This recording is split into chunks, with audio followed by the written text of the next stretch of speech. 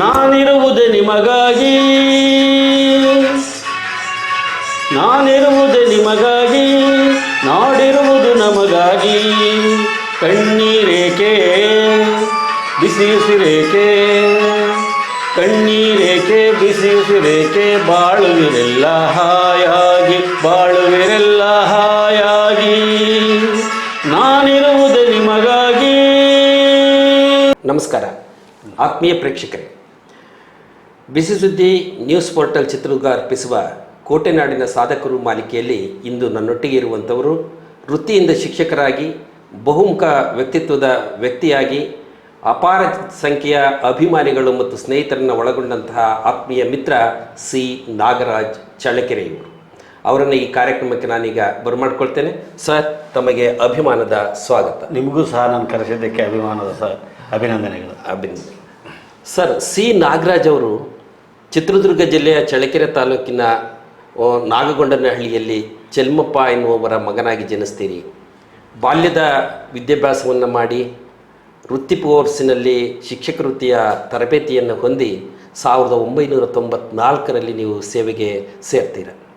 ಸೇವೆಗೆ ಸೇರಿದ ನಂತರ ಒಬ್ಬ ಶಿಕ್ಷಕರಾಗಿ ನೀವು ಸೇವೆ ಸಲ್ಲಿಸ್ತಾ ಈಗ ಬಡ್ತಿ ಮುಖ್ಯೋಪಾಧ್ಯಾಯರಾಗಿ ಚಳ್ಳಕೆರೆ ತಾಲೂಕಿನ ದೊಡ್ಡೇರಿಯ ಸರ್ಕಾರಿ ಉನ್ನತೀಕರಿಸಿದ ಪ್ರಾಥಮಿಕ ಶಾಲೆಯಲ್ಲಿ ಒಬ್ಬ ಆಡಳಿತ ವ್ಯವಸ್ಥೆಗಾರನಾಗಿ ಕೆಲಸವನ್ನು ಮಾಡ್ತಾ ಇದ್ದೀರಿ.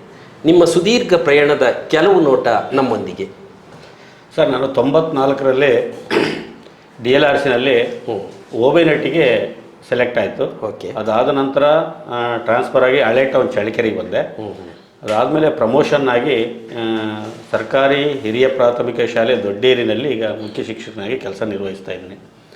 ನನ್ನ ವೃತ್ತಿ ಜೀವನದಲ್ಲಿ ಮಹದಾಸೆ ಏನಂತ ಹೇಳಿದ್ರೆ, ಮಕ್ಕಳನ್ನು ಶಿಕ್ಷಣಕ್ಕೆ ತೊಡಗಿಸ್ತಕ್ಕಂಥದ್ದು ಹೇಗೆ ಅಂತ. ವಿಜ್ಞಾನ ಅಂತಕ್ಕಂಥದ್ದು ಒಂದು ಮೂರ್ತ ಕಲ್ಪನೆಯಾಗಿ ನೇರ ಮಕ್ಕಳು ಕಲಿಯೋದು ಹೇಗೆ ಅಂತಕ್ಕಂಥ ಅಂಶವನ್ನು ನನ್ನ ತಲೆ ಒಳಗೆ ಬಂದಾಗ ನಾನೊಂದು ಹೊಸ ಕೃಷಿ ಮಾಡಿದರೆ ಹೇಗಿರುತ್ತೆ ಅಂತಂದೇಳ್ಬಿಟ್ಟು ಒಂದು ಹೊಸ ಆಲೋಚನೆ ನನ್ನ ತಲೆ ಒಳಗಿತ್ತು.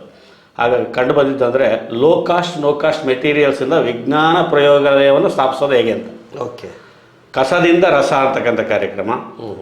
ಅನುಪಯುಕ್ತ ವಸ್ತುಗಳನ್ನು ತೆಗೆದು ಅದರಿಂದ ವಿಜ್ಞಾನ ಮಾದರಿಗಳನ್ನು ತಯಾರು ಮಾಡಿ ಮಕ್ಕಳಿಗೆ ಬೋಧಿಸ್ತಕ್ಕಂತಹ ಒಂದು ಸಣ್ಣ ಪ್ರಯತ್ನವನ್ನು ಸರ್ಕಾರಿ ಹಿರಿಯ ಪ್ರಾಥಮಿಕ ಶಾಲೆ ಹಳೆ ನಗರದಲ್ಲಿ ಪ್ರಾರಂಭ ಮಾಡಿದೆ.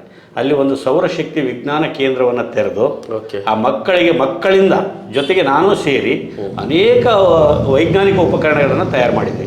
ಅವತ್ತಿನ ಸಿಲೆಬಸ್ಗೆ ಏನಿದೆ 1ರಿಂದ 7ನೇ ತರಗತಿವರೆಗೆ ಬೇಕಾಗಿರ್ತಕ್ಕಂಥ ವಿಜ್ಞಾನ ಮಾದರಿಗಳನ್ನು ಮಕ್ಕಳ ಜೊತೆಗೆ ತಯಾರು ಮಾಡಿಸಿ ಅಲ್ಲಿ ಪ್ರದರ್ಶನಕ್ಕೆ ಇಟ್ವಿ. ಬಹುಶಃ ಶಿಕ್ಷಕರು ಅಂತ ಹೇಳಿದರೆ ಸರ್ಕಾರ ಮತ್ತು ಇಲಾಖೆ ನಿಗದಿಪಡಿಸಿದಂಥ ಪಠ್ಯ ಮತ್ತು ವೇಳಾಪಟ್ಟಿ, ಪರೀಕ್ಷೆ, ಫಲಿತಾಂಶ, ಬೇಸಿಗೆ ಶಿಬಿರ ಇಷ್ಟಕ್ಕೆ ತಮ್ಮನ್ನು ತಾವು ತೊಡಗಿಸ್ಕೊಳ್ಳುವಂತಹ ದಿನಮಾನಗಳಲ್ಲಿ ಒಂದು ಮೂರ್ತ ಕಲ್ಪನೆಯಲ್ಲಿ ವಿಜ್ಞಾನವನ್ನು, ಅದು ಹಳ್ಳಿಗಾಡಿನ ಅಥವಾ ಮಧ್ಯಮ ವರ್ಗದ ಮಕ್ಕಳಿರುವ ಶಾಲೆಗಳಲ್ಲಿ ಮಾಡುವ ಒಂದು ಪ್ರಯತ್ನ ನಿಮ್ಮದು ಬಹಳ ಯಶಸ್ವಿ ಆಯಿತು. ಇಲಾಖೆ ಮೆಚ್ಚುಗೆಯನ್ನು ಕೊಡ್ತು. ಅದ್ರ ಜೊತೆಗೆ ಬೇರೆ ಬೇರೆ ಶಾಲೆಗಳವರು ಬಂದು ಆ ಕೇಂದ್ರವನ್ನು ವಿಸಿಟ್ ಮಾಡುವಂಥ ಅವಕಾಶಗಳಾದವು. ಜೊತೆಗೆ ನೀವು ಪ್ರಯೋಗವನ್ನು ಮಾಡೋದಲ್ಲದೆ ಮಕ್ಕಳು ಸಹ ಬಂದವರ ಎದುರುಗಡೆ ಪ್ರಯೋಗ ಮಾಡಿ ಮೆಚ್ಚುಗೆಯನ್ನು ಗಳಿಸ್ಕೊಂಡ್ರು. ಆಗ ನಿಮ್ಮ ಮನಸ್ಸಿನಲ್ಲಿ ಅಥವಾ ನಿಮ್ಗೆ ಆದ ಸಂತೋಷ ಹೇಗಿತ್ತು? ಅದರ ಆನಂದ ಹೇಳ್ತಿರ್ತದೆ ಅದರದ್ದು. ಯಾಕಂತ ಹೇಳಿದ್ರೆ ಮಕ್ಕಳನ್ನು ಇವತ್ತು ಕಲಿಕೆಗೆ ತೊಡಗಿಸ್ತಕ್ಕಂಥದ್ದು ಭಾಳ ಮುಖ್ಯ ಆಗಿರ್ತದೆ. ನಮ್ಮ ಜೊತೆಗೆ ಆಕರ್ಷಣೀಯವಾಗಿ ನಮ್ಮ ಜೊತೆಗೆ ಸೇರಬೇಕು ಅವು. ಆಮೇಲೆ ಜೊತೆಗೆ ಯಾವುದೇ ತೊಂದರೆ ಇಲ್ಲದೆ ಸಂತೋಷದಾಯಕವಾಗಿ ನಮ್ಮ ಜೊತೆ ಕಲಿಬೇಕು. ಬಹುಶಃ ಇವತ್ತಿನ ನ್ಯಾಷನಲ್ ಎಜುಕೇಷನ್ ಪಾಲಿಸಿಯ ಕಲ್ಪನೆಯೂ ಅದೇ. ಶಿಕ್ಷಕ ಬರೀ ಅನುಕೂಲಿಸುವವನಾಗಬೇಕು, ಮಕ್ಕಳು ಕೇಂದ್ರಿತವಾದಂಥ ಕಲಿಕೆ ಆಗಬೇಕು ಅನ್ನುವಂಥದ್ದು. ಆ ವಿಜ್ಞಾನವನ್ನು ಕಲಿಸ್ತಾ ನೀವೊಂದು ಸೌರಶಕ್ತಿ ವಿಜ್ಞಾನ ಕೇಂದ್ರವನ್ನೇ ಅಲ್ಲಿ ಸ್ಥಾಪನೆ ಮಾಡ್ತೀರಿ.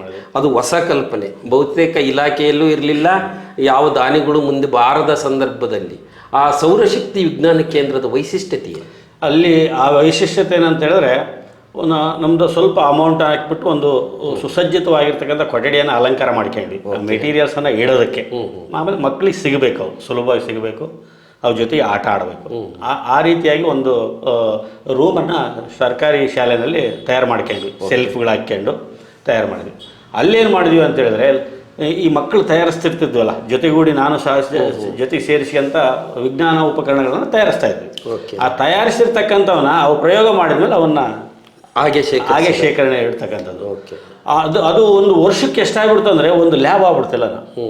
ಆಮೇಲೆ ನಮ್ಮಲ್ಲಿ ಈ ಸಣ್ಣ ಸಣ್ಣ ಟೆಸ್ಟ್ ಟ್ಯೂಬ್ಗಳು, ಆಮೇಲೆ ಹಾರ್ಟ್ ಮಾದರಿಗಳು, ಸರ್ಕಾರವು ಒಂದು ಸ್ವಲ್ಪ ಮೆಟೀರಿಯಲ್ಸ್ ಕೊಡ್ತಾ ಇತ್ತು.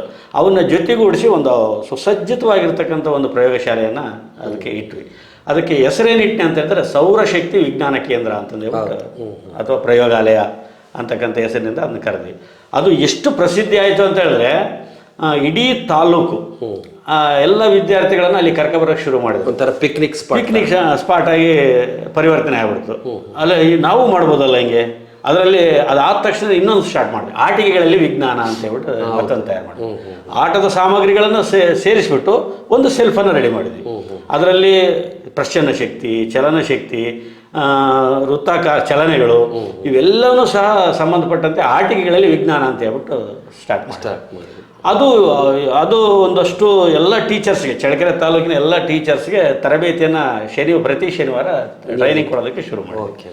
ಆಗ ಇದರಲ್ಲೂ ಸಹ ವಿಜ್ಞಾನ ಕಲಿಸ್ಬೋದಲ್ಲ ಸರಳವಾಗಿ ಅಂತಕ್ಕಂಥ ಕಾನ್ಸೆಪ್ಟ್ ಅದು ಭಾಳ ಪ್ರಚಾರ ಆಯಿತು. ಅದಾದಮೇಲೆ ನಾನು ಕೈಗೊಂಡ ಕ್ರಮ ಅಂತ ಹೇಳಿದ್ರೆ ವೇಸ್ಟ್, ಈ ವೇಸ್ಟ್ ಅಂತ ಕರಿತೀವಿ ಮೊಬೈಲ್ ಶಾಪ್ಗಳಲ್ಲಿ, ಆಮೇಲೆ ರೇಡಿಯೋ ರಿಪೇರಿ ಮಾಡ್ತಾರೆ ಅಲ್ಲಿ, ಅವರಿಂದ ವೇಸ್ಟ್ ಸಾಮಗ್ರಿಗಳನ್ನು ತರಿಸ್ಕೊಂತಿದ್ವಿ. ಮಕ್ಕಳನ್ನು ನೀವು ಇವತ್ತು ಮೊಬೈಲ್ ಶಾಪಿಗೆ ಭೇಟಿ ನೀಡಿಬಿಟ್ಟು ಅಲ್ಲಿ ಏನು ವೇಸ್ಟ್ ಇದೆ ಅದನ್ನ ಇಸ್ಕೊಬರ್ರಿ ಅಂತ. ಅವರು ವೈರು, ಪಿನ್ನುಗಳು, ಕಂಡೆನ್ಸರ್ಸು, ಡಯೋಡ್ ಇವೆಲ್ಲ ಸಿಗೋದಕ್ಕೆ ಶುರುವಾಯಿತು. ಲೈಟ್ಸು, ಬಲ್ಪ್ಗಳು ಅವೆಲ್ಲ. ಮತ್ತು ಅವನ್ನೆಲ್ಲ ಸಂಗ್ರಹಿಸ್ಬಿಟ್ಟು ಅದರಿಂದ ಜಲವಿದ್ಯುತ್ತು, ಪವನಶಕ್ತಿ, ಆಮೇಲೆ ಇದು ಉಷ್ಣ ಸ್ಥಾವರ ಇವನ್ನ, ಆಮೇಲೆ ಗಾಳಿ ಗಿರಣಿಗಳು, ಅದಕ್ಕೆ ಬೇಕಾಗಿರ್ತಕ್ಕಂಥ ವೈರು, ಬಲ್ಪ್ ಎಲ್ಲ ಅಲ್ಲೇ ಸಿಗವು. ನಮಗೆ ಸ್ವಲ್ಪ ಎಲೆಕ್ಟ್ರಾನಿಕ್ಸ್ ಬಗ್ಗೆ ನನಗೆ ಸ್ವಲ್ಪ ಹೆಚ್ಚು ಮಾಹಿತಿ ಇತ್ತು. ಸಾಲ್ಡ್ರಿಂಗನ್ನು, ಪೇಸ್ಟು ಅವೆಲ್ಲ ತಗೊಂಡ್ಬಿಟ್ಟು ಒಂದು ಒಳ್ಳೆ ಮಾದರಿಯನ್ನು ತಯಾರಿಸ್ತಾ ಇದ್ವಿ. ಇದ್ರ ಜೊತೆಗೆ ವಿಜ್ಞಾನದ ಪಾಠ ಬೋಧನೆಗೆ ಪೂರಕವಾಗೋ ಕೆಲಸಗಳು ಒಂದು ಕಡೆ ಆಯಿತು. ಪಠ್ಯವನ್ನು ಹೊರತುಪಡಿಸಿ ನಾಗರಾಜ್ ಸರ್ ಅಂತ ಹೇಳಿದ್ರೆ ಚಳ್ಳಕೆರೆಯಲ್ಲಿ ಒಂದು ರೀತಿ ಈ ಪವಾಡಗಳ ಗುಟ್ಟು ಬಯಲು ಮಾಡುವಂಥ ಒಬ್ಬ ಮಾಂತ್ರಿಕ, ಏನೆಲ್ಲ ನಮ್ಮ ಮೂಢನಂಬಿಕೆಗಳಿದೆ ನಾವು ಹೋಗ್ಲಾಡಿಸೋದಕ್ಕೆ ವಿಜ್ಞಾನವನ್ನು ಹೇಗೆ ಸದ್ಬಳಕೆ ಮಾಡಬೇಕು ಅನ್ನುವಂಥದ್ರ ಬಗ್ಗೆ ನೀವು ಒಂದಷ್ಟು ಅರಿವನ್ನು ಮೂಡಿಸೋದಕ್ಕೆ ಸ್ಟಾರ್ಟ್ ಮಾಡಿದ್ರಿ. ನೀವು ಹೋದಂಥ ಸಭೆ ಸಮಾರಂಭಗಳು ಅಥವಾ ಶಾಲಾ ತರಬೇತಿಗಳು ಕೊಡುವಾಗ ಆ ಮೂಢನಂಬಿಕೆಗಳು ಯಾವ ರೀತಿಯಲ್ಲಿ ಜನರನ್ನು ಒಂದು ತಪ್ಪುದಾರಿಗೆ ಎಳಿತವೆ ಅದನ್ನು ಬಯಲು ಮಾಡೋದು ಹೇಗೆ ಅಂತ ಹೇಳಿದ್ವಿ. ಅದು ನಿಮಗೆ ಹೇಗೆ ಹೆಸರು ತಂದು ಕೊಡ್ತು? ನನಗೆ ವಿಜ್ಞಾನ ಮತ್ತು ಮೂಢನಂಬಿಕೆ ಅಂತಂದು ಹೇಳ್ಬಿಟ್ಟು ಒಂದು ಕಾರ್ಯಕ್ರಮ ಸ್ಟಾರ್ಟ್ ಮಾಡಿದೆ. ಅದರ ಹೆಸರಿನಲ್ಲಿ ಪವಾಡಗಳ ರಹಸ್ಯ ಬಯಲು ಅಂತ ಕಾರ್ಯಕ್ರಮ ಮಾಡಿದೆ. ಅದಕ್ಕೆ ಒಂದು ಸರಿ NSS ಕ್ಯಾಂಪಲ್ಲಿ ಕಾರ್ಯಕ್ರಮ ಮಾಡ್ತಾ ಇದ್ದೆ. ಸಾಯಂಕಾಲ ನೈಟ್ ಟೈಮು ಪವಾಡಗಳ ರಹಸ್ಯ ಬಯಲು ಕಾರ್ಯಕ್ರಮ ಮಾಡ್ತಾ ಇದ್ದೆ. ಅಲ್ಲಿಗೆ ನಮ್ಮ DDP ಆಗಿರ್ತಕ್ಕಂಥ ನಾಗೇಂದ್ರಪ್ಪ ಅವ್ರು ಬಂದಿದ್ರು ಅಲ್ಲಿ. ಓಕೆ. ನಾಗೇಂದ್ರಪ್ಪ ಅಲ್ಲಿ ಚಳ್ಳಕೆರೆಯಲ್ಲಿ BU ಆಗಿದ್ರು ಅವರು. ಆಮೇಲೆ DDP ಅವ್ರೇನು ಮಾಡ್ಬಿಟ್ರು, ನೀನು ಎಲ್ಲ ಶಾಲೆಗೆ ಹೋಗ್ಬಿಟ್ಟು ಈ ವಿಜ್ಞಾನ ಮಾಹಿತಿಯನ್ನು ನೀನು ಮಕ್ಕಳಿಗೆ ತಿಳಿಸ್ಬೇಕು ಅಂತ ಹೇಳ್ಬಿಟ್ಟು ಒಂದು ಆದೇಶನೇ ಮಾಡಿಬಿಟ್ರು ಅವರು. ಪ್ರತಿ ಶಾಲೆಗಳಲ್ಲಿ, ಸಭೆ ಸಮಾರಂಭಗಳಲ್ಲಿ ನೀನು ಈ ವಿಜ್ಞಾನ ಜಾಗೃತಿಯನ್ನು ಮೂಡಿಸ್ಬೇಕು ಅಂತ ಹೇಳ್ಬಿಟ್ಟು ಒಂದು ನನಗೆ ಪರ್ಮಿಷನ್ನೇ ಕೊಟ್ಬಿಟ್ರು. ಅಲ್ಲಿಂದ ಸುಮಾರು ಒಂದು 800 ಪ್ರದರ್ಶನ ಕೊಟ್ಟೆ ಹೆಚ್ಚು ಕಡಿಮೆ. ಪವಾಡಗಳ ರಹಸ್ಯ ಬಯಲು ಕಾರ್ಯಕ್ರಮಕ್ಕೆ ಒಂದು 800 ಕಾರ್ಯಕ್ರಮ, NSS ಕ್ಯಾಂಪ್ಗಳು, ಶಾಲೆಗಳು, ಯಾರ್ಯಾರು ಕರೀತಾರೋ ಎಲ್ಲನೂ, ಯಾವ್ಯಾವ ಶಾಲೆಯಲ್ಲಿ ಕರೀತಾರೋ ಎಲ್ಲನೂ ಸಹ ಅಷ್ಟು ಕಾರ್ಯಕ್ರಮಗಳನ್ನು ಮಾಡಿದೆ ಹೆಚ್ಚು ಕಡಿಮೆ. ಅದು ಒಳ್ಳೆ ಯಶಸ್ಸನ್ನು ಕಾಣ್ತು. ಅದಾದಮೇಲೆ ಸ್ಟಾರ್ಟ್ ಮಾಡಿದ್ದಂದರೆ ಅದನ್ನೇ ಬಳಸ್ಕೊಂಡು ಒಂದು ಯಕ್ಷಿಣಿ ವಿದ್ಯೆ ಅಂದರೆ ಈ ಮ್ಯಾಜಿಕ್ ಶೋನ ಸ್ಟಾರ್ಟ್ ಮಾಡಿದೆ. ಅದರಲ್ಲೇ ಒಂದಷ್ಟು ಕೆಲವನ್ನ ತಗೊಂಡು ಇನ್ನೊಂದಷ್ಟು ನಾವೇ ತಯಾರು ಮಾಡಿಸ್ಕೊಂಡು ಒಂದು 2 ಗಂಟೆಗಳ ಕಾಲ ಪ್ರದರ್ಶನ ಆಗ್ತಕ್ಕಂಥ ಯಕ್ಷಿಣಿ ವಿದ್ಯೆಯನ್ನು ಪ್ರದರ್ಶನ ಮಾಡ್ತಾಯಿದ್ದೆ. ಈಗ ಅದು ಈಗ ಕಲಿಕಾ ಹಬ್ಬಗಳಲ್ಲಿ, ಶಾಲೆಗಳಲ್ಲಿ, ಮಕ್ಕಳಿಗೆ ಮನರಂಜನೆಗಾಗಿ ದೊಡ್ಡ ದೊಡ್ಡ ಸಭೆ ಸಮಾರಂಭಗಳಲ್ಲಿ ಆ ಕಾರ್ಯಕ್ರಮನ ಈ ಸದ್ಯಕ್ಕೆ ಮಾಡ್ತಾ ಇದ್ದೇನೆ. ಪವಾಡಗಳ ರಹಸ್ಯ ಬಯಲು, ವಿಜ್ಞಾನ ವಸ್ತು ಪ್ರದರ್ಶನ, ವಿಜ್ಞಾನ ಮೇಳಗಳು, ವಿಜ್ಞಾನ ಪ್ರಯೋಗಾಲಯ ಸ್ಥಾಪನೆ, ಆಮೇಲೆ ವಿಜ್ಞಾನ ಗೀತೆಗಳು, ಈ ವಿಜ್ಞಾನ ಗೀತೆಗಳನ್ನು ಮಕ್ಕಳಿಗೆ ಪ್ರಚಾರಪಡಿಸ್ತಕ್ಕಂಥದ್ದು. ಅದ್ರ ಜೊತೆಗೆ ಇತ್ತೀಚಿನ ದಿನಮಾನಗಳಲ್ಲಿ ಸೋಲಾರ್ ಎಕ್ಲಿಪ್ಸ್, ಗ್ರಹಣಗಳು ಮತ್ತು ಗ್ರಹಚಾರಗಳು, ಗ್ರಹಣ ಮತ್ತು ಗ್ರಹಚಾರಗಳು ಮಾನವನ ಮೇಲೆ ಪ್ರಭಾವ ಬೀರುವವೆ. ಇದರಲ್ಲಿ ನಮ್ಮ BO ಸಾಹೇಬರು ಎಲ್ಲರೂ ಒಳಗೂಡಿ ಒಂದು ಗ್ರಹಣ ಕಾಲ ಐತೆ ಅಂತ ಹೇಳಿದ್ರೆ ಅವತ್ತು ಒಂದು ಕ್ಯಾಂಪನ್ನು ಹಾಕ್ತಾ ಇದ್ವಿ. ಇಂಥ ಸೂರ್ಯಗ್ರಹಣವನ್ನು, ಸಂಪೂರ್ಣ ಸೂರ್ಯಗ್ರಹಣವನ್ನು ವೀಕ್ಷಿಸಲು ಕ್ಷೇತ್ರ ಶಿಕ್ಷಣಾಧಿಕಾರಿಗಳ ಕಚೇರಿ ಆವರಣಕ್ಕೆ ಬನ್ನಿ ಅಂತ ಅಲ್ಲಿ ಒಂದು ದೊಡ್ಡ ಕಾರ್ಯಕ್ರಮವನ್ನು ಗ್ರಹಣವನ್ನು ಮಕ್ಕಳಿಗೆ ವೀಕ್ಷಣೆ ಮಾಡ್ತಕ್ಕಂಥದ್ದು ಇದು ಒಂದು ಕಡೆ ವಿಜ್ಞಾನ ಮತ್ತು ವಿಜ್ಞಾನ ಶಿಕ್ಷಕನಾಗಿ ನಾಗರಾಜ್, ಮತ್ತೊಂದು ಕಡೆ ನೋಡಿದ್ರೆ ಒಂದು ಕಡೆ ಹಾಡುಗಾರನ ಕೆಲಸ ಮಾಡ್ತೀರಿ, ಮತ್ತೊಂದು ಕಡೆ ಮಿಮಿಕ್ರಿ ಆರ್ಟಿಸ್ಟ್ ಆಗಿ ವರ್ಕ್ ಮಾಡ್ತೀರಿ, ಮತ್ತೊಂದು ಕಡೆ ನಾಟಕಗಳಲ್ಲಿ ಪಾತ್ರಗಳನ್ನ ಮಾಡ್ತಾ ಇದ್ದೀರಿ. ನೀವು ಬಹುಶಃ ನಿಮ್ಮ ಸರ್ವಿಸ್ನಲ್ಲಿ ಒಂದು 15ರಿಂದ 20 ನಾಟಕಗಳನ್ನು ಆಡಿದ್ರಿ. ಆ ನಾಟಕಗಳಲ್ಲಿ ಜನರ ಮನಸ್ಸು ಗೆದ್ದ ಕೆಲವು ನಾಟಕಗಳ ಹೆಸರು, ಪಾತ್ರಗಳನ್ನು ಹೇಳಿ. ಅದರಲ್ಲಿ ಪ್ರೇಮ ತ್ಯಾಗ ಅಂತ ಒಂದು ನಾಟಕ. ಓಕೆ. ಪ್ರೇಮ ತ್ಯಾಗ, ಸಿಂಧೂರ, ರಕ್ತ ಸಿಂಧೂರ ಅಂತ ಒಂದು ರಕ್ತ ಸಿಂಧೂರ ಭಾಳ ಹೆಸರುವಾಸಿ ನಾಟಕಗಳು. ಅದರಲ್ಲಿ ನನಗೆ ಹಾಸ್ಯ ಪಾತ್ರವನ್ನು ಕೊಡ್ತಾ ಇದ್ದರು. ಆ ಹಾಸ್ಯ ಪಾತ್ರಕ್ಕೆ ಹೆಂಗೆ ಮಾಡ್ತಾ ಇದ್ದೆ, ನಾನೇ ಒಂದಷ್ಟು ಲಿರಿಕ್ಸನ್ನು ಅದ್ರ ಜೊತೆಗೆ ಸೇರಿಸ್ಕೊಂಡು ಆ ಸಂದರ್ಭಕ್ಕೆ ಸರಿಯಾಗಿ ಜನ ನಗೋ ರೀತಿಯಲ್ಲಿ ಒಂದಷ್ಟು ಸ್ಕ್ರಿಪ್ಟ್ ನಾನೇ ರೆಡಿ ಮಾಡ್ಕೊಂಡು ಪಾತ್ರ ಅಭಿನಯ ಮಾಡ್ತಾಯಿದ್ದೆ. ಓಕೆ. ಅದು ಆ ನಾಟಕ ಹೆಂಗಾಗ್ಬಿಡ್ತು ಅಂದರೆ ಅದ್ಭುತ ರೆಸ್ಪಾನ್ಸ್ ಸಿಗೋಕ್ಕೆ ಶುರು ಮಾಡ್ತು. ಅದನ್ನು ಗಮನ ಹರಿಸ್ಬಿಟ್ಟು ನಾಟಕ ಅಕಾಡೆಮಿ ಬೆಂಗಳೂರಲ್ಲಿ ಒಂದು ನಾಟಕ ಆಡಿದ್ವಿ, ವಿಷಜ್ವಾಲೆ, NS ರಾವ್ ವಿರಚಿತ ವಿಷಜ್ವಾಲೆ ನಾಟಕವನ್ನು ಆಡಿದ್ವಿ. ಅದರಲ್ಲಿ ನನಗೆ ಉದಯ ಸೇನನ ಪಾತ್ರವನ್ನು ಕೊಟ್ಟಿದ್ದರು. ಅಲ್ಲಿ ಪೌರಾಣಿಕ ನಾಟಕ, ಕಬ್ಬನ್ ಪಾರ್ಕಲ್ಲಿ ಆಡಿದ್ವಿ. ಅಲ್ಲಿ ಆದ ಸನ್ಮಾನ್ಯ ಚಲನಚಿತ್ರ ನಟಿ ಜಯಂತಿಯವರು ಅತ್ಯುತ್ತಮ ನಟ ಪ್ರಶಸ್ತಿಯನ್ನು ಕೊಟ್ಟು ಗೌರವಿಸಿದರು ಬೆಂಗಳೂರಲ್ಲಿ.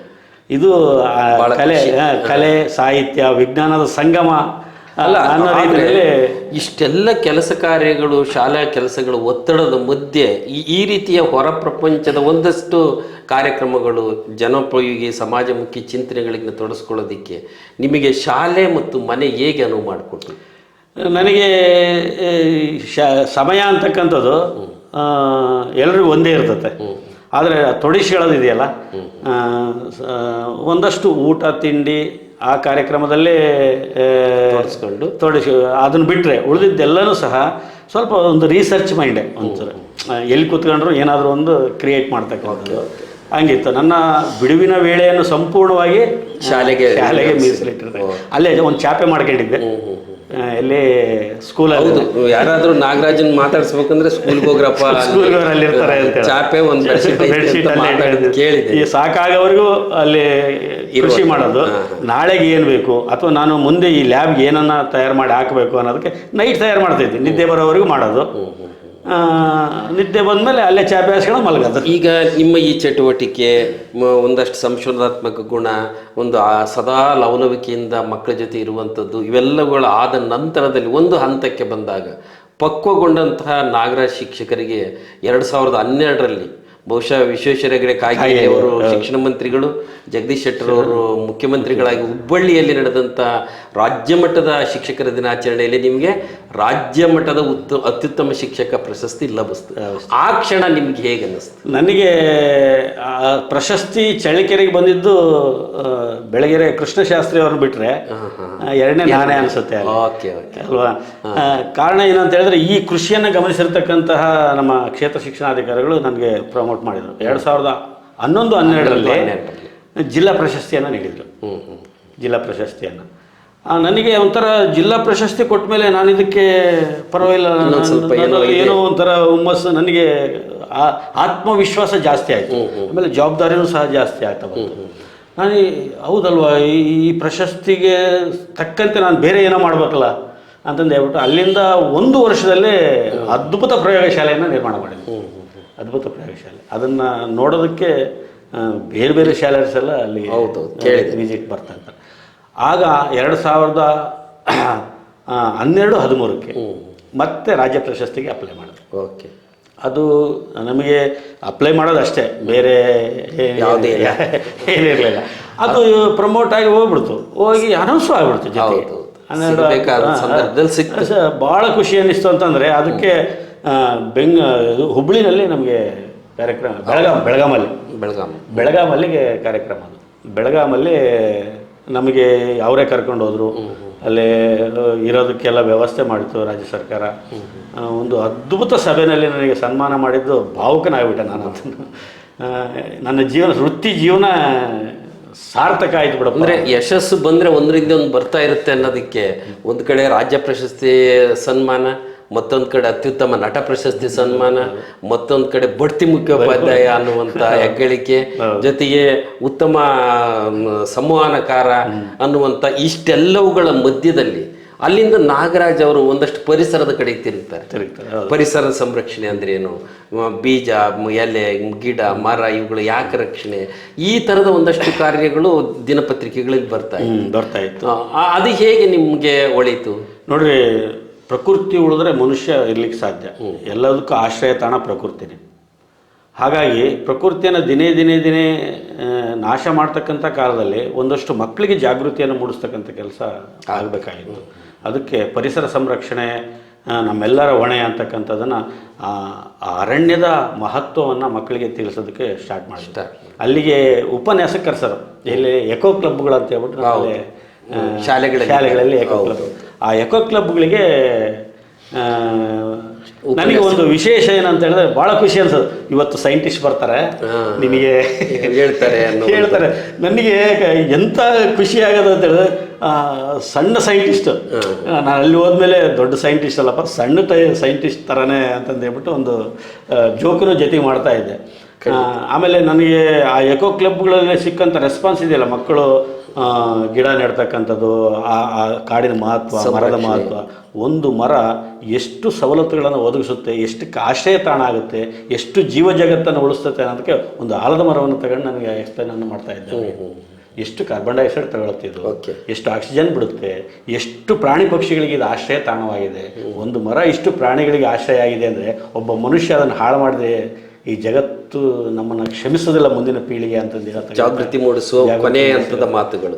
ಅದ್ರ ಜೊತೆಗೆ ಈಗ ವಿದ್ಯಾರ್ಥಿಗಳಿಗೆ ಅಂಕ ಗಳಿಕೆನೇ ಪ್ರಧಾನ ಅನ್ನೋ ದಿನಮಾನಗಳಿವು.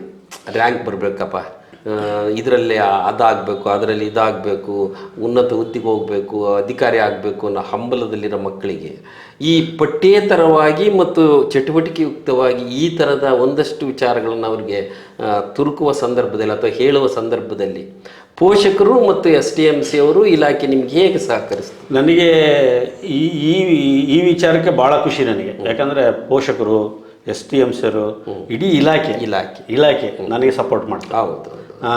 ಇವತ್ತಿಗೂ ಸಹ ಮೊನ್ನೆ ಒಂದು ಕಾಮಸಮುದ್ರದಲ್ಲಿ ಯಕ್ಷಿಣಿ ಪ್ರದರ್ಶನವನ್ನು ಮಾಡಿದೆ. ನಮ್ಮ BO ಸುರೇಶ್ ಸಾಹೇಬರು ಅಲ್ಲೇ ಇದ್ದರು. ನಾಗರಾಜ್, ಎಷ್ಟು ಮಂತ್ರಮುಗ್ಧ ಮಾಡಿಬಿಟ್ಟಲ್ಲಪ್ಪ ಮಕ್ಕಳನ್ನ, ನಾವು ಸುಮ್ಮನಿರು ಅಂತ ಕೂರಿಸ್ಬೇಕು, ಯಾರೂ ಸುಮ್ಮನಿಲ್ದಂಗೆ ಎಷ್ಟು ಜನ ನಿನ್ನ ಜೊತೆ ಇದೇ ರೀ ಮಕ್ಕಳಿಗೆ ಬೇಕು, ಕಲರ್ಫುಲ್ ಪ್ರಪಂಚ ಬೇಕು, ನಮ್ಮದು ವೈಟ್ ಆ್ಯಂಡ್ ಬ್ಲ್ಯಾಕ್ ಯಾರು ಕೇಳ್ತಾರೆ ಅಂತೇಳ್ಬಿಟ್ಟು ಭಾಳ ಖುಷಿಪಟ್ಟರು. ಹೌದಾ? ಹಾಗಾಗಿ ಇಡೀ ಸೊಸೈಟಿ, ಆಮೇಲೆ ನನ್ನ ಶಾಲಾ ಸಿಬ್ಬಂದಿ ಆಗಿರ್ಬೋದು, ಅಥವಾ ಸುತ್ತಮುತ್ತ ಇರ್ತಕ್ಕಂತಹ ಜನಪ್ರತಿನಿಧಿಗಳಾಗಿರ್ಬೋದು, ಅದ್ಭುತ ಸಹಾಯವನ್ನು ನನಗೆ ಸಹಾಯ ಇದೆ. ಈಗ ನೆನೆಸ್ಕೊಂಡ್ರೆ ನಾಗಗೊಂಡನಹಳ್ಳಿಯ ನಾಗರಾಜ ಮೇಷ್ಟ್ರು ಬಾಲ್ಯಕ್ಕೆ ಹಿಂತಿರುಗಿ ನೋಡೋದಾದರೆ ಆ ಹೊತ್ತಿನ ನಿಮ್ಮ ಮನೆಯ ಪರಿಸ್ಥಿತಿ, ಜನರ ಒಂದು ರೀತಿ ಒಡನಾಟಕ್ಕೂ ಇವತ್ತಿಗೆ ನಿಮಗೆ ಸಿಗುವಂಥ ಮೌಲ್ಯಕ್ಕೂ ಏನು ವ್ಯತ್ಯಾಸ? ನೋಡಿ, ನಾನು ಬೆಳೆದು ಬಂದಿದ್ದು ಹೆಂಗಂದರೆ ಕಡುವು ಬಡವ ಕುಟುಂಬ. ಯಾಕಂದರೆ ನಾವು ಮೊದಲು ಇಂದಿರಾ ಗಾಂಧಿಯವರ ಪೀರಿಯಡಲ್ಲಿ 80ರಲ್ಲಿ ನನ್ನ ಚಿಕ್ಕ ಹುಡುಗ, ಅವಾಗೆಲ್ಲ ಈ ಉದ್ಯೋಗ ಖಾತ್ರಿ ರೋಡ್ ಕಟ್ಟೆ ಮಣ್ಣು ಹಾಕ್ಸ್ತಾ ಇದ್ರು. ಅದರಿಂದ ಬಂದಿರತಕ್ಕಂಥದ್ರಲ್ಲಿ ನಮ್ಮನ್ನು ಓದಿಸ್ತಾ ಇದ್ರು ತಂದೆ ತಾಯಿಗಳು. ನಮಗೆ ಅಲ್ಲಿಗೆ ಬದುಕಿನ ದುಸ್ತರನೇ ಬೇರೆ ಇತ್ತು. ಬದುಕ್ತಕ್ಕಂಥ ರೀತಿನೇ ಸಂಕಷ್ಟದಲ್ಲಿತ್ತು. ಅಂಥ ಸಂದರ್ಭದಲ್ಲಿ ಜಾಜೂರಲ್ಲಿ ಹೈಸ್ಕೂಲಿಗೆ ಸೇರಿದ್ವಿ. ಅಲ್ಲಿ ಟಾಪರ್, ಆ ಶಾಲೆಗೆ ಟಾಪರ್. ಅಲ್ಲೆಲ್ಲ ಅಲ್ಲಿ SLCಯಿಂದಲೇ ನನಗೆ ಬಹುಮಾನಗಳು ಸ್ಟಾರ್ಟ್ ಆದವು. ಅಲ್ಲಿಂದ ಇಡೀ ಟೀಚರ್ಸ್ ಆಗಿರ್ಬೋದು ಅಥವಾ ಸಮುದಾಯ ಆಗಿರ್ಬೋದು ಬಹುಮಾನಗಳನ್ನು ಕೊಡ್ತಾ ಇತ್ತು. ಒಳ್ಳೆ ಇಂಪ್ರೆಷನ್. ಅಂದರೆ ವಿದ್ಯಾರ್ಥಿಗಳಿಗೆ ಈ ಥರ ಮೆಚ್ಚುಗೆ ಮಾತು ಬಹುಮಾನಗಳು ಸಿಕ್ಕರೆ ನಿಮ್ಮಷ್ಟು ಎತ್ತರಕ್ಕೆ ಬೆಳಿಬೋದು ಅನ್ನೋದಕ್ಕೆ ಅಲ್ಲಿಂದ ನಾನೇನು ಮಾಡಿದೆ, ಡಿಗ್ರಿ ಓದಿ BSc ಮಾಡಿದೆ. BSc ಆದಮೇಲೆ BEd ದುಡ್ಡು ಕಟ್ಟಕ್ಕಾಗೋಯ್ತು. ಮತ್ತೆ ತಿರ್ಕೊಂಡು D.Ed ಮಾಡಿದೆ. TCH ಮಾಡಿದಾಗ ಹಿಂದ್ಗಡೆನೆ ಟ್ರೈನಿಂಗ್ DLRC ಕಾಲಾಗಿ 94ರಲ್ಲಿ ಜಾಬ್ ಆಯಿತು. ಅಲ್ಲಿಂದ ಈ ಒಂದು ಉತ್ಸಾಹ, ಇಂಥ ಪರಿಸ್ಥಿತಿನಲ್ಲಿ ನಾನು ಶಿಕ್ಷಕ ವೃತ್ತಿಯನ್ನು ಮಗುಗೆ ಹೆಂಗೆ ತೋರಿಸ್ಬೋದು ಅಂತ ಆ ಬಾಲ್ಯದ ಕಷ್ಟದ ದಿನಗಳಿಂದ ಬರೋ ಮಕ್ಕಳಿಗೆ ಅದು ಸರ್ಕಾರಿ ಶಾಲೆ ನನಗೆ ಬರೋ ಅದೇ ಮಕ್ಕಳಲ್ವಾ, ಅದೇ ಸರ್ಕಾರಿ main ಅದೇ ಶಾಲೆ ಸ್ಫೂರ್ತಿ. ಆ ಮಕ್ಕಳಿಗೆ 100% ಕಲಿಕೆ ಹೆಂಗಾಗಬೇಕು, ಗುಣಮಟ್ಟದ ಕಲಿಕೆ ಹೆಂಗೆ ಕೊಡಬೇಕು ಅಂತಕ್ಕಂಥ ಕಾನ್ಸೆಪ್ಟ್ ತಲೆ ಒಳಗಡೆ ಏನಾದರೂ ಮಾಡಿ ಈ ಮಗುಗೆ ಕಲಿಸ್ಲೇಬೇಕು ಅಂತಕ್ಕಂಥ ಆಟ ನನಗೆಲ್ಲ ಒಂಥರ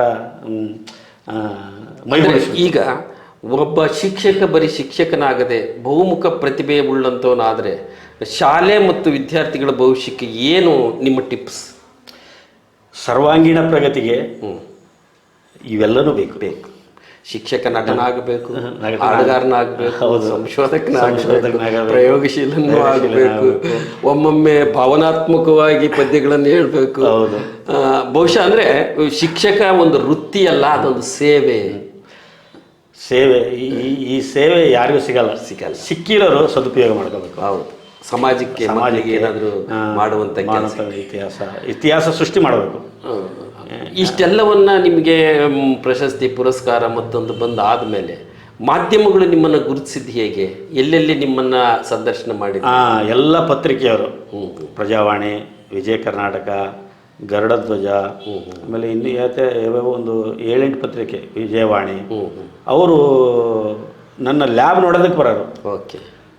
ನ್ಯೂಸ್ 18 ಕನ್ನಡದವರು ಒಂದ್ಸರಿ ಇಂಟ್ರ್ಯೂ ಮಾಡಿದ್ರು. ಶಿಕ್ಷಕರ ದಿನಾಚರಣೆ ಅಂಗವಾಗಿ ಒಬ್ಬ ಆದರ್ಶ ಶಿಕ್ಷಕರನ್ನು ಇಂಟ್ರ್ಯೂ ಮಾಡಬೇಕು ಅಂತ ಹೇಳ್ಬಿಟ್ಟು ಕರೆದಾರೆ. DDP ಸಾಹೇಬರಿಗೆ ಕರೆದಾರೆ. ನಿಮ್ಮ ಜಿಲ್ಲೆನಲ್ಲಿರ್ತಕ್ಕಂಥ ಒಬ್ಬ ಆದರ್ಶ ಶಿಕ್ಷಕರ ಹೆಸರನ್ನು ಹೇಳಿ ನಾವು ಇಂಟ್ರ್ಯೂ ಮಾಡಿಕೆ ಬಂದು ಶಿಕ್ಷಕರ ದಿನಾಚರಣೆಯಿಂದ ಅವ್ರನ್ನ ಟೆಲಿಕಾಸ್ಟ್ ಮಾಡ್ತೀವಿ. ಓಕೆ. ಅದು ನನ್ನ ಹೆಸರು ಮೆನ್ಷನ್ ಮಾಡಿದ್ದಾರೆ. DDP ಸಾಹೇಬರು ಚಳ್ಳಕೆರೆನಲ್ಲಿ ಒಬ್ಬನಿದ್ದಾನೆ, ಅಲ್ಲಿಗೆ ಹೋಗ್ರಿ ಎಲ್ಲ ಅಂತ. ಅವರು ಈಗ ಇದೇ ರೀತಿ ಕ್ಯಾಮ್ರಾಗಳು ಎಲ್ಲನ ತಗೊಂಡು ಬಂದರು. ನನಗೆ ಸರ್ಪ್ರೈಸು, ಏನು ಕೇಳ್ಬೋದು, ಏನು ಕೇಳ್ತಾರೆ ಅಂತಂದು. ಆಮೇಲೆ ಎಲ್ಲ ಎಲ್ಲ ಕ್ಯಾಮ್ರಾಗಳೆಲ್ಲ ಫಿಟ್ ಮಾಡಿದ್ರು. ಆಮೇಲೆ ವಿಜ್ಞಾನ ಕೇಂದ್ರವನ್ನು ನಾನೇನು ಕೇಳಲಿಲ್ಲ, ಅದನ್ನೆಲ್ಲ ಶೂಟ್ ಮಾಡ್ಕೊಂಡ್ರು. ಫಸ್ಟು ವಿಜ್ಞಾನ ಕೇಂದ್ರ ಮಾಡ್ಕೊಂಡು ಆಮೇಲೆ ನಿಮಗೆ ಇದರಲ್ಲಿ ಆಸಕ್ತಿ ಹೆಂಗೆ ತೊಡೀತು ಅಂತ ಹೇಳ್ಬಿಟ್ಟು ಅವರು ಸಹ ಒಂದಷ್ಟು ವಿಚಾರವನ್ನು ಹೇಳಿದರು. ಪ್ರಸಾರ ಈಗ ಬಡ ಮಧ್ಯಮ ವರ್ಗದ ಮತ್ತು ಅತ್ಯಂತ ಕಷ್ಟ ಕಾಲದಲ್ಲಿರುವಂಥ ವಿದ್ಯಾರ್ಥಿಗಳು ಶ್ರಮವಹಿಸಿ ವಿಜ್ಞಾನವನ್ನು ಆಸಕ್ತಿದಾಯಕವಾಗಿ ಕಲಿತಾ ತಮ್ಮ ಕಲಿಕೆಯನ್ನು ಸ್ಫೂರ್ತಿಯಿಂದ ಕಲಿತು ಉನ್ನತ ಮಟ್ಟಕ್ಕೆ ಬರೋದಕ್ಕೆ ನೀವು ಕೊಡ್ಬೋದಾದ 1-2 ಸಲಹೆಗಳು? ಏನಿಲ್ಲ, ವಿಷಯದ ಅಧ್ಯಯನ ಜಾಸ್ತಿ ಇರಲಿ, ಸಮಯದ ಸದುಪಯೋಗ ಮಾಡ್ಕೋಬೇಕು. ಜೊತೆಗೆ ಸರ್ವಾಂಗೀಣ ಪ್ರಗತಿಗೆ ಪುಸ್ತಕ ಒಂದೇ ಅಲ್ಲ, ಹೊರ ಪ್ರಪಂಚದ ಜೊತೆಗೆ ಸಂಬಂಧವನ್ನು ಬೆಳೆಸ್ಕೋಬೇಕು. ಹಾಗಾಗಿ ಎಲ್ಲ ವಿಷಯವನ್ನು ಕ್ರೋಢೀಕರಿಸಿ ಒಂದು ತಲೆ ಒಳಗೆ ತುಂಬಿಕೊಂಡ್ರೆ ಕಷ್ಟ ಅನಿಸಿದ್ರು ಸಮೇತ ಅದನ್ನು ಇಷ್ಟಪಟ್ಟು ಮುಂದಕ್ಕೆ ಬರಬೇಕು. ಅದ್ರ ಜೊತೆಗೆ ಒಮ್ಮೊಮ್ಮೆ ನಾಗರಾಜ್ ಅವರು ಎಲ್ಲ ಕಡೆಗಳಲ್ಲೂ ನೋಡ್ಕೊಳ್ಳುವ ಹಾಗೆ ಅಲ್ಲೆಲ್ಲ ಒಂದಷ್ಟು ನಗೆ ಚಟಕೆಗಳನ್ನು ಆರಿಸ್ತಾರೆ, ಸ್ಟ್ಯಾಂಡಪ್ ಕಾಮಿಡಿಯನ್ನು ಕಾರ್ಯಕ್ರಮ ಕೊಡ್ತಾರೆ, ಇರೋ ವಸ್ತುಗಳನ್ನೇ ಬಳಸ್ಕೊಂಡು ನಗೆ ಬುಗ್ಗೆಯನ್ನು ಹಾರಿಸ್ತಾರೆ ಅನ್ನುವಂಥದ್ದು. ಅದು ನಿಮಗೆ ಹೇಗೆ ರೂಢಿ ಆಯಿತು? ನಮಗೆ ಈ ಗಣೇಶಿಗೆ ಕಾರ್ಯಕ್ರಮಗಳನ್ನು ಕೊಡ್ತಿದ್ವಿ. ನನ್ನ ಜೊತೆಗೆ ಪರಮೇಶ್ವರಪ್ಪ ಕುದ್ರಿ ಅಂತಂದು ನಮ್ಮ ಆತ್ಮೀಯ ಅಣ್ಣವರು. ಹೌದು, ಅವರು ಏನು ಮಾಡಿದ್ರು, ಇದನ್ನೇ ಒಂದು ಯಾಕೆ ನಾವು ಕಾರ್ಯಕ್ರಮ ಮಾಡಬಾರ್ದು ಅಂತ ಹೇಳ್ಬಿಟ್ಟು ನಾವೇ ಒಂದಷ್ಟು ಸ್ಕ್ರಿಪ್ಟನ್ನು ರೆಡಿ ಮಾಡ್ಕೊಂಡು ಸಣ್ಣದ ಕೆಲಸವನ್ನು ಹಾಸ್ಯ ಸಂಜೆ ಕಾರ್ಯಕ್ರಮ ಮಾಡಿದ್ವಿ. ಆಮೇಲೆ ಬರ್ತಾ ಏನು ಮಾಡ್ಬಿಟ್ವಿ, ಗಣೇಶನ ಕಾರ್ಯಕ್ರಮಗಳಿಗೆ ಹೋಗೋದಕ್ಕೆ ಶುರು ಮಾಡಿದ್ವಿ. ಅಲ್ಲಿಂದ ಏನಾಯ್ತು, ಉದಯ TV ನಗೆ ಸಖತ್ ಸವಾಲ್ ಅಂತ ಅದರಲ್ಲಿ ಅವಕಾಶ ಸಿಕ್ತು. ನಗೆ ಸಖತ್ ಸವಾಲ್ ನಾವು ಮಾಡಿರ್ತಕ್ಕಂಥ ವೀಡಿಯೋಸು ಅವರಿಗೆ ಕಳಿಸ್ಕೊಟ್ಟಿವಿ. ಅವರು ನೀವು ಬಂದುಬಿಡಿ ಸ್ಟುಡಿಯೋಗೆ ಅಂತ ಹೇಳ್ಬಿಟ್ಟು ಹೋದ್ವಿ. ಪರಮೇಶ್ವರಪ್ಪ ಕುದ್ರಿ, ನಾನು ಎಲ್ಲ ಹೋದ್ರು. ಅವರು ನಮಗೆ ತಲಾಕೊಂದೊಂದು ಎಪಿಸೋಡ್. ಆ ಪರಮೇಶ್ವರಪ್ಪ ಕುದ್ರಿ ಒಂದು ಎಪಿಸೋಡಲ್ಲಿದ್ದರು, ನಾವು ಒಂದು ಎಪಿಸೋಡಲ್ಲಿ. ಅವರು ಫಸ್ಟ್ ಪ್ರೈಸ್ ಬಂತು, ನಮಗೆ ಫಸ್ಟ್ ಪ್ರೈಸ್ ಬಂತು ನಗೆ ಸಖತ್ ಸವಾಲಲ್ಲಿ. ಉದಯ TVನಲ್ಲಿ ಇಡೀ ರಾಜ್ಯಕ್ಕೆಲ್ಲ ಟೆಲಿಕಾಸ್ಟ್ ಆಯ್ತು. ಅವತ್ತು ಭಾರಿ ಖುಷಿ ಆಯ್ತು ನನಗೆ. ಅವತ್ತು ಆ ಫೋನ್ಗಳು ಬರೋದು ನೋಡ್ಬಿಟ್ರೆ ನಾಗರಾಜ್ ಬರ್ತಾ ಇದ್ದಾನೆ ಇವತ್ತು ನಗೆ ಸಖತ್ ಸವಾಲಲ್ಲಿ ಅಂತ. ಅದಾದಮೇಲೆ ಸುವರ್ಣ TV ಅಂತ ಕಾಣುತ್ತೆ. ಸುವರ್ಣ TVನಲ್ಲಿ ಕರುಣಾಳು ಬಾ ಬೆಳಕೆ ಅಂತಕ್ಕಂಥದ್ದು ಸುಮಾರು ಒಂದು 20 ದಿವಸ ನಮ್ಮ ಎಪಿಸೋಡನ್ನೇ ಹಾಕಿದ್ರು. ಅದರಲ್ಲಿ ಎಪಿಸೋಡ್ ಹಾಕಿದ್ರು, ಭಾಳ ಖುಷಿ. ಜಿ ಕನ್ನಡ ವಾಹಿನಿಯಲ್ಲಿ ಒಂದು ಕಾರ್ಯಕ್ರಮ ಬಂತು. ಹೀಗೆ ನಮ್ಮ ಹಾಸ್ಯ ಕಾರ್ಯಕ್ರಮ ಕಿರುತೆರೆನಲ್ಲೂ ಸಹ ಪ್ರಸಾರ ಅಂದರೆ ಆಗಿದೆ. ಶಿಕ್ಷಕ ಸದಾ ಲವಲವಿಕೆಯಿಂದಿದ್ದು ಚಟುವಟಿಕೆಯಿಂದಿದ್ದರೆ ಅವನ ಆರೋಗ್ಯನೂ ಚೆನ್ನಾಗಿರುತ್ತೆ, ಅವನ ಕೈ ಕೆಳಗೆ ಕಲಿತಕ್ಕಂಥ ವಿದ್ಯಾರ್ಥಿಗಳು ಆದರ್ಶವಾಗಿ ನಡ್ಕೊಳ್ಬೋದು ಅನ್ನೋದಕ್ಕೆ ನಿಮ್ಮ ಬದುಕಿನ ಮತ್ತು ನೆನಪಿನ ಬುತ್ತಿಯನ್ನು ಬಿಚ್ಚುತ್ತಾ ಹೋದರೆ ಸಾಕಷ್ಟು ವಿಚಾರಗಳಿದ್ದಾವೆ. ಕಾಲಮಿತಿಗೆ ಒಳಪಟ್ಟು ಈ ಹೊತ್ತು ನಮ್ಮ ಕಾರ್ಯಕ್ರಮಕ್ಕೆ ನಮ್ಮ ಬಿಸಿ ಸುದ್ದಿ ನ್ಯೂಸ್ ಪೋರ್ಟಲ್ನ ಕರೆಗೆ ಹೋಗೊಟ್ಟು ಬಂದು ತಮ್ಮ ಮೂಲ್ಯವಾದ ಸಮಯ ನಮ್ಮೊಟ್ಟಿಗೆ ಮತ್ತು ಪ್ರೇಕ್ಷಕರಿಗಾಗಿ ಕಳೆದಿದ್ದಕ್ಕಾಗಿ ನಮ್ಮ ಬಳಗದ ವತಿಯಿಂದ ನಿಮಗೆ ಹೃದಯಪೂರ್ವಕ ವಂದನೆ, ಅಭಿನಂದನೆ. ನಿಮಗೂ ಸಹ ವಂದನೆ, ಧನ್ಯವಾದಗಳು. ಧನ್ಯವಾದಗಳು. ಆತ್ಮೀಯ ಪ್ರೇಕ್ಷಕರೇ, ನೋಡಿದ್ರಲ್ಲ, ಒಬ್ಬ ಶಿಕ್ಷಕ ಸಾಧಕನಾಗಿ ಚಳ್ಳಕೆರೆ ತಾಲೂಕಿನಲ್ಲಿ ಬಹುದೊಡ್ಡ ಹೆಸರು ಮಾಡಿರುವಂಥ ಆತ್ಮೀಯ ಮಿತ್ರ ನಾಗರಾಜರವರ ಸಂದರ್ಶನವನ್ನು, ಮನದಾಳದ ಮಾತುಗಳನ್ನು ಕೇಳಿದ್ದೀರಿ. ಇತರರಿಗೆ ಸ್ಫೂರ್ತಿಯಾಗಲಿ ಅಂತ ಆಶಿಸ್ತಾ ಮತ್ತೊಮ್ಮೆ ಮುಂದಿನ ವಾರ ಮತ್ತೊಬ್ಬ ಸಾಧಕರೊಂದಿಗೆ ಭೇಟಿಯಾಗ್ತೀನಿ. ಅಲ್ಲಿಯವರೆಗೂ